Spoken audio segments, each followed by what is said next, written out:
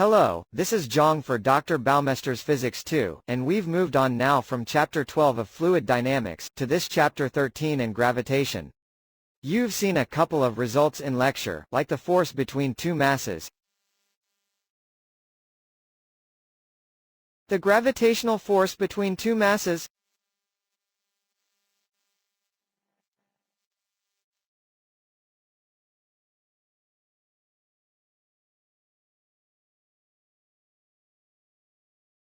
and the potential energy corresponding to that gravitational force.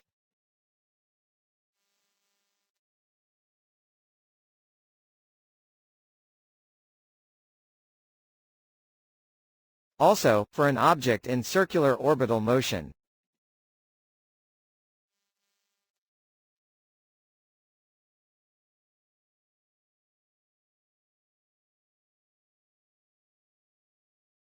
some radius r, centered on some planet of mass m, that the velocity for that orbit at this gm over r.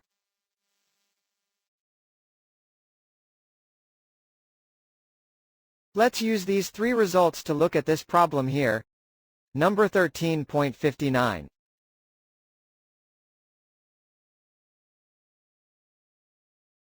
An unmanned spacecraft is in a circular orbit around the Moon observing the lunar surface from an altitude 41 kilometers. To the dismay of the scientists on Earth, an electrical fault causes an onboard thruster to fire, decreasing the speed of the spacecraft by 30 meters per second. If nothing is done to correct this orbit, with what speed will the spacecraft crash into the lunar surface? Energy is conserved, there are non-conservative forces doing work, just the force of gravity, and so we can say that the kinetic energy initial plus potential energy initial is equal to the final. And we want to get the final velocity, and that will be inside k2. Let's solve this then for k2.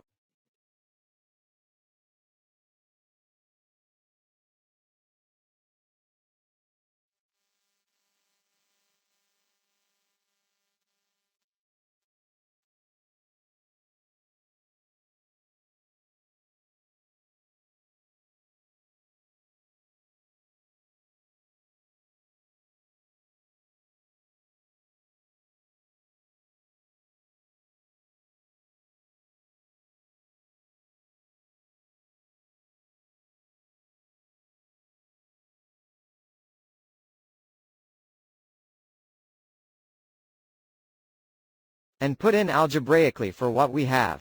This is the mass of the Moon, and this the mass of the spacecraft.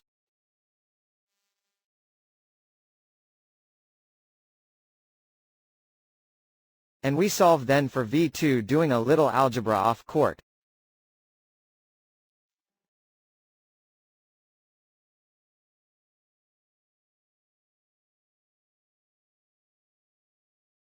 We've multiplied both sides by 2 over m.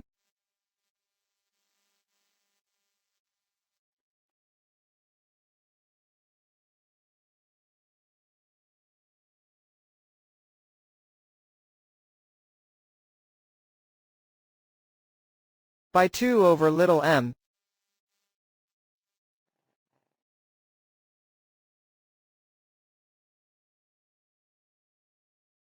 Now this is the radius r2.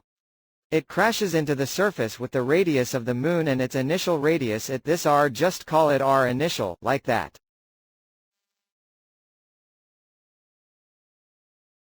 What is the initial radius? It's, as they say here, 41 kilometers above the surface. So we have that r1 is this is plus 41, 10 cubed, and that is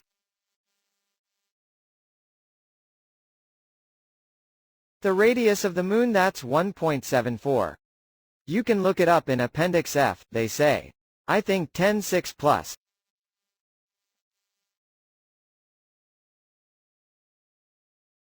And so that's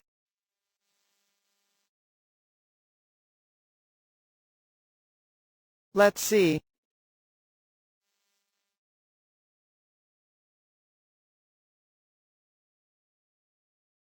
Again, 1.781, looks like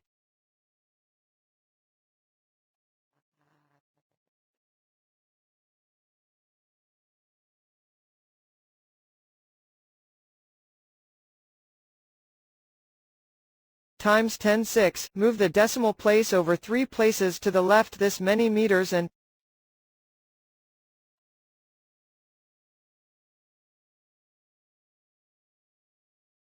yes, so now we have everything just about. We have gm plus erm plus r1 there.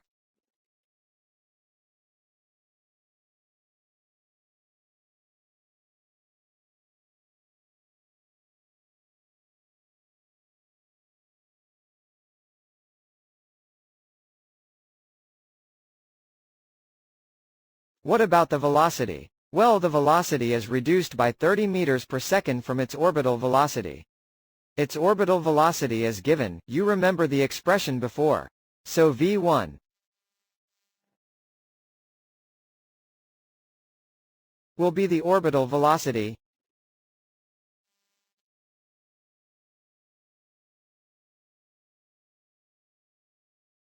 minus 30. It is reduced by 30 meters per second.